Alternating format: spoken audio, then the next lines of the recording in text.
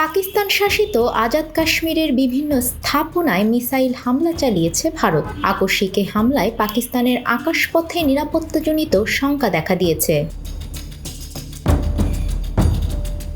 এর জেরে বাংলাদেশগামী দুটি আন্তর্জাতিক ফ্লাইট মাঝ আকাশ থেকে ফিরে গেছে। ফ্লাইট দুটি হলো তুরস্কের ইস্তাম্বুল থেকে ছেড়ে আসা টার্কিশ এয়ারলাইন্সের ফ্লাইট TK712 এবং কুয়েত সিটি থেকে ঢাকাগামী কুয়েত এয়ারওয়েজের ফ্লাইট J99533। উভয় ফ্লাইটেরই পাকিস্তানের আকাশপথ ব্যবহার করে ভারত হয়ে বাংলাদেশে আসার কথা ছিল। Flight tracking website flight radar 24 জানায়, বুধবার ভোরে টার্কিশ এয়ারলাইন্সের ফ্লাইটটি মাঝপথে বাংলাদেশে আসার সিদ্ধান্ত বাতিল করে ওমানের মাস্কট আন্তর্জাতিক বিমানবন্দরে অবতরণ করে।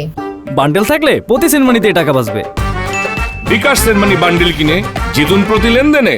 অন্যদিকে কুয়েত এয়ারওয়েজের ফ্লাইটটি প্রায় 1.5 ঘন্টা আকাশে থাকার পর আবারও কুয়েতে ফিরে যায়। শাহজালাল আন্তর্জাতিক বিমানবন্দর সূত্র জানিয়েছে, ঢাকা থেকে মধ্যপ্রাচ্যের বেশ কয়েকটি রুটের ফ্লাইট পাকিস্তানের আকাশপথ ব্যবহার করে, তবে সেগুলো বিকল্প রুটে নিরাপদেই চলাচল করছে। এখন পর্যন্ত ফ্লাইট চলাচলে কোনো ব্যাঘাত ঘটেনি।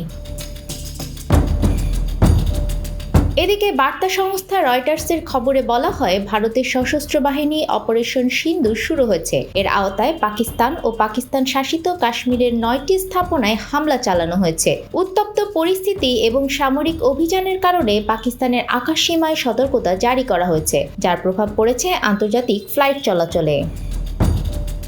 নিউজ ডেস্ক, আমাদের সময়।